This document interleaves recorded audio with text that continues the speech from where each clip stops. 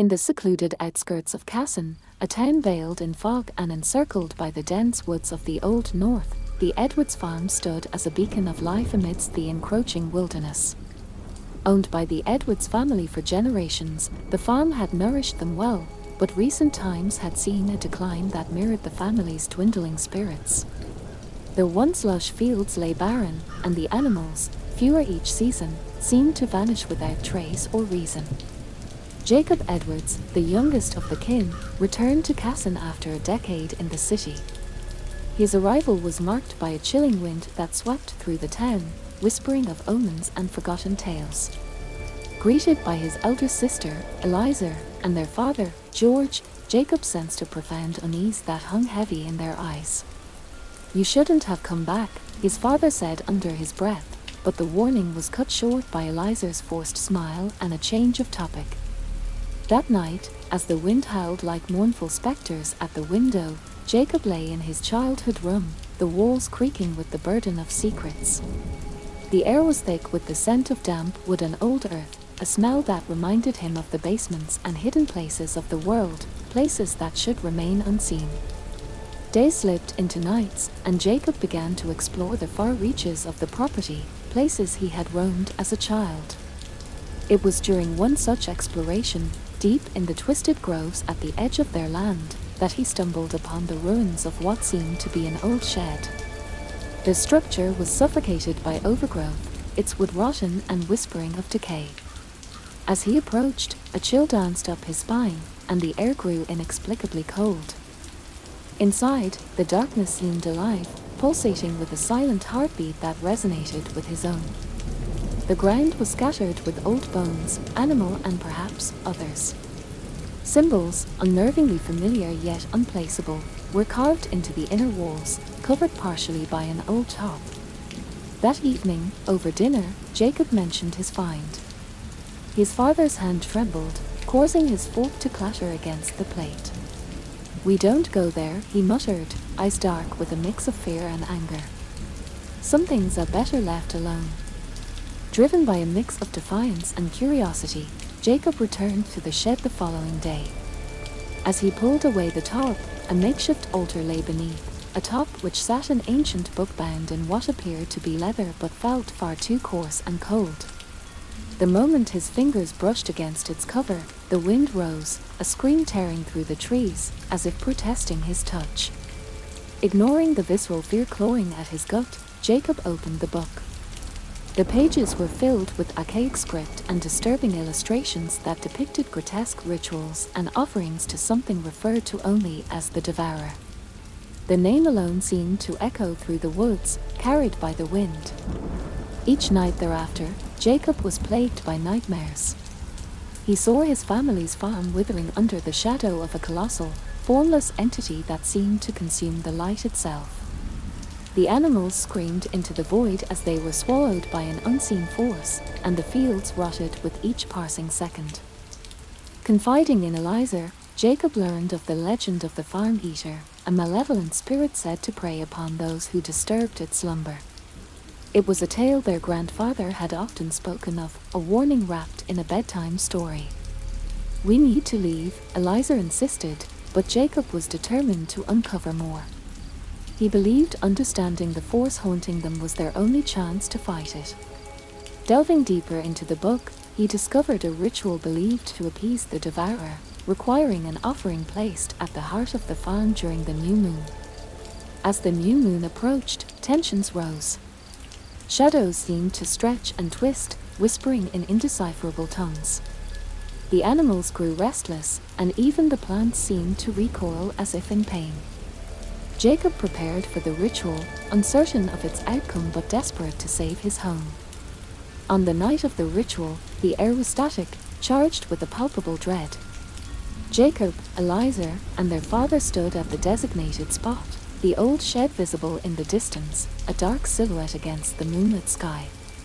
They placed the offerings, a collection of their most cherished possessions, hoping to sate the insatiable hunger of the farm eater.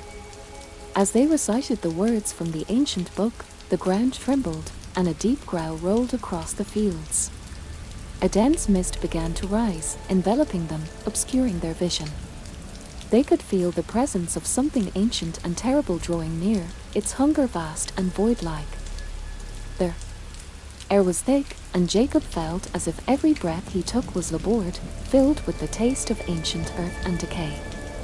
The mist swirled around them, shapes moving fluidly within it, forms that were not quite human nor animal, twisting and writhing as if in pain or ecstasy. It was impossible to tell which. Jacob's voice faltered as he continued the incantation, the words of the ancient language feeling foreign yet powerfully resonant in his throat. Eliza clutched his arm, her nails digging into his skin, her fear palpable in the tight grip she had on him. Their father, George, stood resolute, an old shotgun in hand, not that he believed it would provide much protection against what was coming. The ground beneath them cracked, the sound a sharp contrast to the muffled environment, like the breaking of the world's spine. From the fissures, a black ichor seeped, pooling around their feet, cold and clinging like the hands of the dead. The air turned colder, and the whispering shadows in the mist grew louder, a cacophony of voices that threatened to overwhelm Jacob's senses. "Keep going," his father shouted over the tumult, his voice laced with terror and determination. Jacob resumed the chant, his voice growing stronger with each word, driven by a will to protect his family, his home. The air vibrated with the power of the ritual, the mist pulsating with a life of its own. Then, without warning, silence fell, a terrible, suffocating silence that seemed to scream louder than any noise before it. In the heart of the silence, a form began to take shape within the mist. It was immense, towering above them, its form constantly changing, swirling like the mist itself, now a gaping maw, now a multitude of eyes, and then a hand, if one could call it that, reaching out towards them with fingers that were more like tendrils of smoke and decay. Jacob's eyes were fixed on the form, his body frozen not by the cold but by the sheer terror of the entity before him. It was the farm eater, as the legends had described, yet no tale could have prepared him for the reality of its horrifying presence. The creature's eyes, if they were eyes, focused on him, and a voice, or many voices layered together, filled his mind, a whisper that was both a hiss and a growl. "You summon me, flesh of my flesh," the voices asked, the words echoing inside his head. Jacob tried to respond, but no words came out, his voice was lost in his throat, choked by fear. It was Eliza who spoke, her voice trembling but clear. "We seek to appease you, to protect our land, our home. Please, we beg you." The creature paused, its swirling form pulsing, and for a moment, the air seemed to weigh 1,000 pounds. "The offerings," it hissed, its attention turning to the items they had placed on the ground. "Trinkets and memories, not enough, not enough. What do you want?" George demanded, his voice strong despite the quaver that betrayed his fear. "More," the creature replied, and the ground beneath them trembled again. "More to sate the hunger that has grown over centuries. More than just items and words. The essence of your fears, your lives, your souls." Eliza gasped, stepping back, pulling Jacob with her. "No, we can't. We meant no harm in disturbing you. The pact was made long ago," the creature continued, its form expanding, shadows reaching towards them like the arms of a starved beast. "The land gave you life, and now it must be fed in return. The cycle must be completed. The sacrifice." Jacob felt his heart pounding, his thoughts racing for any solution that might save them from the horrific demand. The book? He remembered a passage, a forbidden one that hinted at another way to banish such creatures, but it was a dangerous gamble, a spell that required a power he was not sure he possessed. "We need the book," he whispered to Eliza, who nodded, understanding immediately. Together, they edged back towards the house, their movements slow and cautious not to provoke the creature further. As they retreated, the mist followed, the creature's form looming over them, a constant reminder of the threat that hung as heavily as the fog itself. The whispers grew louder, a symphony of horror that promised nothing but despair and destruction. Reaching the house, Jacob and Eliza raced inside, the door slamming shut behind them, the echo of it like a gunshot in the night. They scrambled to find the ancient tome, knowing that their time was short, that their father was outside, alone with the creature. The house felt oppressively silent, each creak and whisper of wind sounding like the breath of hidden watchers.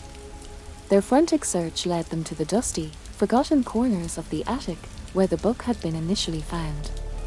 Jacob's fingers trembled as he pulled it from its hiding place beneath the floorboards, the leather cover cold and strangely slick under his touch. Back downstairs, they pored over the ancient pages by the light of a flickering candle, the shadows on the walls dancing like specters. The text was difficult to decipher, the language one of forgotten times, but desperation lent clarity to Jacob's eyes. He found the passage he remembered, a ritual of banishment, one that required a circle of salt, the burning of sage, and a recitation in the dead of night under a waning moon. The waning moon, Eliza, it's tonight, Jacob whispered, a sliver of hope piercing the dread that enveloped his heart. Outside, the screams of the creature mingled with the howling wind, a sound that chilled their souls. They knew their father was still out there, likely distracting the entity to give them this chance. They could not waste it. Gathering the necessary materials, they prepared the ritual in the living room, drawing a large circle of salt around themselves. Jacob lit the sage, the smoke curling into the air, its scent earthy and pungent. The candlelight flickered as if in protest, shadows writhing around the edges of the room, drawn to the circle but unable to enter. As Jacob began the incantation, Eliza watched the windows, her eyes wide with terror. The mist pressed against the glass, fogging it up, and within it, she could see the vague, shifting form of the farm eater, its presence massive and oppressive. The creature roared, a sound that shook the house, windows rattling in their frames. "You defy me," it thundered, its voice a cacophony of anger and hunger. "We banish you," Jacob shouted, his voice steady as he continued the ritual. The words of the ancient text felt powerful, resonating in the air around them, vibrating through the floor and into the earth. The mist began to recede slowly, the air growing clearer, but the creature did not retreat quietly. It thrashed against the barriers of the ritual, the house creaking under the strain, the salt line flickering as if about to break. "Hold the line, Eliza," Jacob cried, focusing all his energy on the chant. Eliza, tears streaming down her face from fear and determination, poured more salt along the line, reinforcing it. The sage burned down to embers, and the candle flickered one final time before plunging the room into darkness. Only the moonlight, now breaking through the receding mist, provided any illumination, casting long, eerie shadows across the room. The creature's howls diminished, a sign of its waning strength, but its final words echoed menacingly around them, a promise or a curse, "I will return, for what is owed." Exhausted and trembling, Jacob and Eliza collapsed within the circle, holding onto each other, the relief of survival mingling with the fear of the creature's parting threat. The silence that followed was heavy, filled with unspoken fears and the weight of their ordeal. They knew they had only won a temporary reprieve. The farm eater was bound to the land, a part of its dark history, and its hunger was deep, rooted in the very soil they called home. The ritual might have banished it for now, but it was a creature of cycles and promises, it would return. As dawn approached, the first light of morning revealed the toll the night had taken. The farm was shrouded in a palpable sense of loss, the ground scarred and cracked, the house battered but still standing, a testament to their resilience. Jacob and Eliza ventured outside, the air crisp and clear for the first time in days.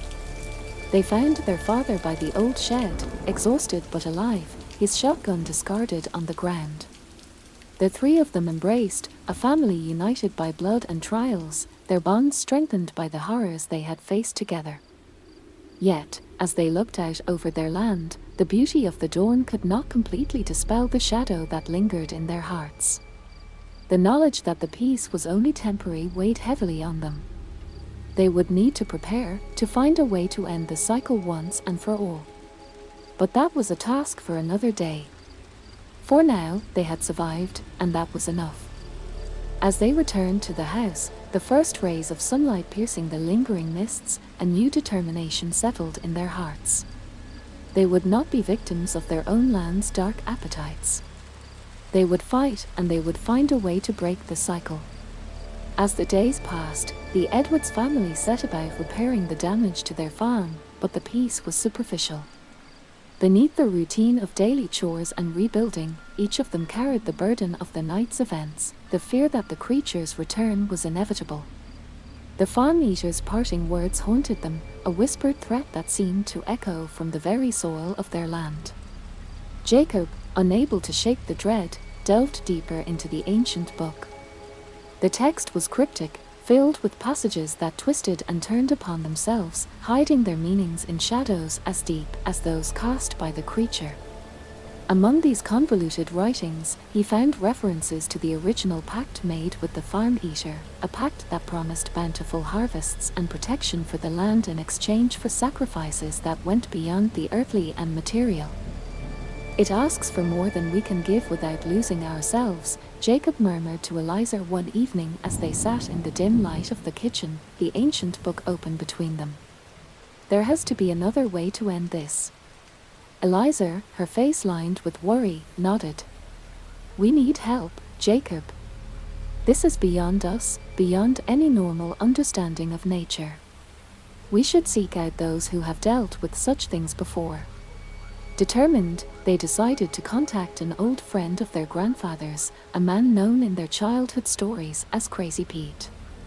Despite his nickname, Pete was known for his extensive knowledge of the occult and the supernatural, his life dedicated to studying phenomena that others would rather forget. Traveling into town, they found Pete living on the outskirts, his home a cluttered maze of books, artifacts, and symbols that spoke of his unique interests. The old man listened intently as Jacob and Eliza recounted their tale, his eyes sharp and assessing. "You've done well to banish it temporarily," Pete said, his voice gravelly with age. "But the creature you describe is ancient, bound to the land by forces older than any of us can understand. Breaking such a bond, it's risky, dangerous. But possible." Jacob pressed, leaning forward. "Perhaps," Pete conceded, stroking his unkempt beard. "There is a ritual, old and almost forgotten. It's said to sever the ties between a land and its curse, but the cost is high, and the outcome uncertain." "We'll do whatever it takes," Eliza said firmly, her hands clenched in her lap. Pete nodded, pulling a dusty tome from a shelf. "The ritual requires items that are not easily obtained. A heart of stone from the deepest part of the ocean, a feather from a bird that never lands, and the eye of a storm contained within a crystal." Jacob and Eliza exchanged a look of disbelief and worry. "How are we supposed to find these things?" Jacob asked. Pete's lips twisted into a wry smile. "This is why few have ever attempted the ritual. Each item represents a mastery over an element of nature, earth, air, and water. You'll need to travel, seek out those who can guide you to these items. It's a quest that could take months, even years." Determined, the siblings agreed to the daunting task. As they prepared for their journey, the farm grew wilder, the land itself seeming to sense the impending challenge to its bound spirit. Strange occurrences multiplied, tools went missing, animals were agitated, and shadows moved at the corner of their vision, as if the land itself was watching them. The night before their departure, Jacob and Eliza stood at the edge of the farm, looking out over the fields bathed in moonlight. The peace of the scene was a stark contrast to the turmoil they felt inside. "We'll come back," Jacob said, his voice a mix of promise and hope. "We'll free this land and ourselves from it." Eliza nodded, her hand gripping her brother's. "Together." As they turned back towards the house, the wind picked up, carrying with it a low, mournful howl that seemed both a farewell and a warning. The farm eater was waiting, biding its time, but so were they. They were no longer merely defenders of their land, they were warriors embarking on a quest that would test their courage, their resolve, and their very souls. As the siblings embarked on their journey the next morning, the fawn faded into the mist behind them, a spectre of both their past and their potential future.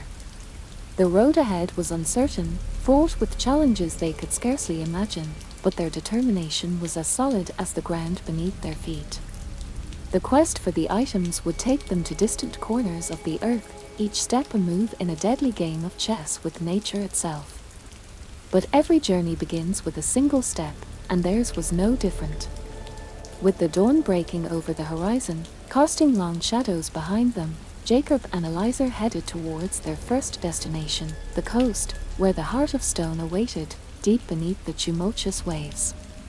The air was cool and crisp, the sky a clear blue as if the world was holding its breath, watching them embark on their quest.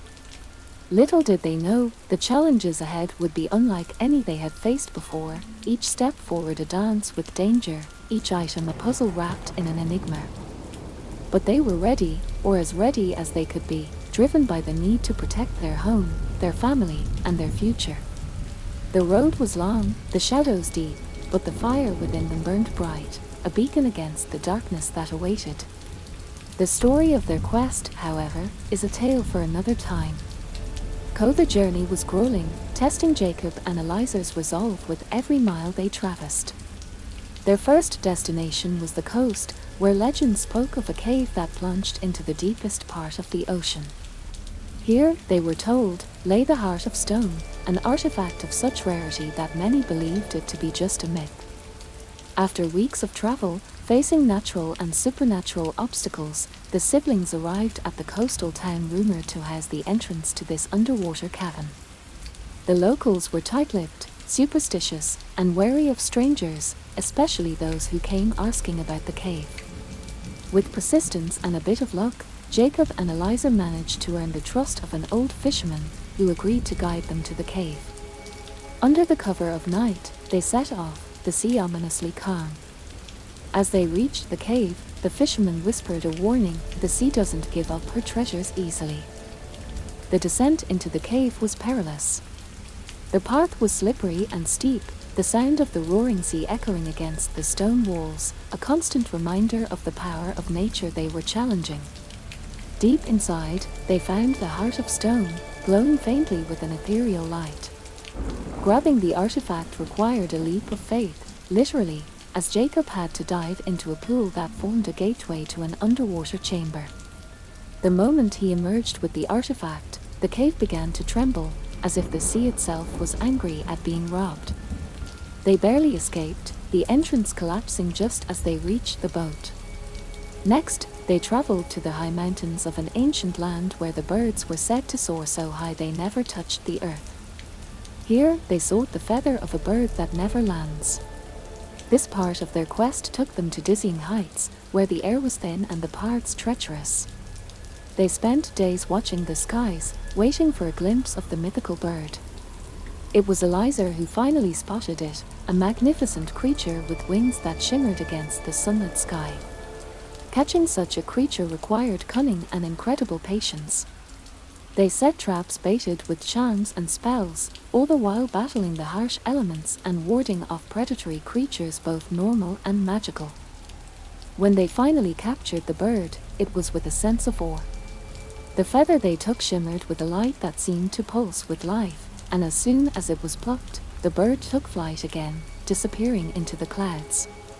The moment the feather was secured, the mountain seemed to sigh, a gust of wind sweeping across the peaks as if granting them safe passage.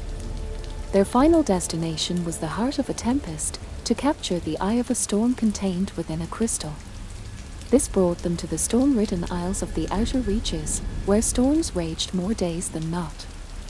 Here, the air crackled with electricity, and the seas roared like beasts. Using an ancient device crafted from the old texts Pete had provided, they summoned a storm, controlling it just enough to extract its eye. The storm fought against their will, bolts of lightning striking dangerously close, thunder deafening them. It was a battle of wills between them and the rawest form of nature. When Jacob ***, the Fawn Eater, a creepypasta scary story, conclusion, ***, around it. The creature's form towered above the farm, swirling with shadows and malice, its eyes burning coals in the dark. It reached out with limbs like twisted roots, attempting to break the protective circle formed by the artifacts. However, the power they wielded was immense, ancient energies drawn from the depths of the earth, the heights of the sky, and the heart of the sea. Jacob and Eliza stood firm, their voices united in the incantation, the words rising in power with each repetition. The air crackled with magic, the ground glowed where the artifacts lay, and the light from the blood moon seemed to concentrate its beams, focusing on the heart of the farm. As the ritual reached its zenith, the creature roared in agony and fury, its form beginning to dissipate, pulled apart by the forces invoked by Jacob and Eliza.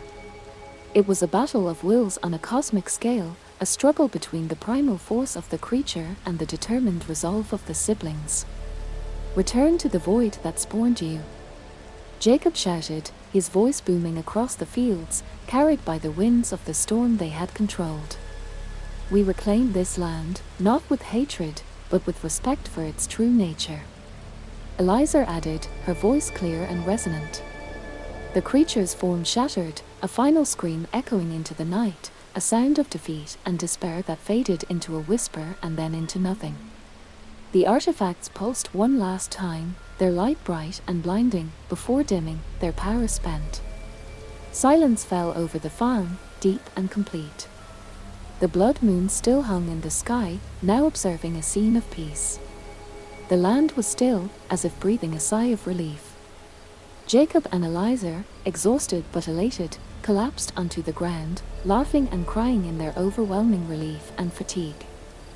The night gradually gave way to dawn, and with the first light of the new day, the farm seemed transformed.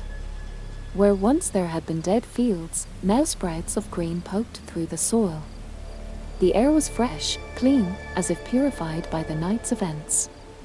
It was as though the land itself had been reborn, freed from the dark hunger that had plagued it. In the days that followed, Jacob and Eliza watched as their farm flourished like it hadn't in decades. The animals returned, the plants grew with vigor, and the community began to speak of the Edwards farm as a place of miracles. But the siblings knew the truth. It wasn't a miracle but a victory hard-won through courage and a deep understanding of the balance between humankind and the supernatural. They often walked the farm at night, watching the moon traverse the sky, feeling the peace of their land, a peace they had fought for. Yet, sometimes, in the quietest moments before dawn, when the world seems to hold its breath, Jacob and Eliza would feel a chill, a reminder perhaps. They knew that while they had banished the farm eater, the world was old, filled with mysteries and entities beyond human understanding. And so, they remained vigilant, protectors not just of their land, but of the balance they had restored. They knew that other challenges might one day arise, from within the dark corners of the earth or the hidden depths of the sea. But that is the way of the world, a cycle of light and dark, and they would be ready, should the shadows ever rise again. Their story, whispered in the winds and written in the annals of the town's history, became a legend, a tale of human resilience against the dark forces of nature. And though they lived their days in peace, the legacy of that night, and the knowledge of the power they had wielded, would forever color their existence with a touch of the extraordinary. For in the world of the supernatural, nothing is ever truly gone, and the shadows that linger are but a reminder of the light that can dispel them.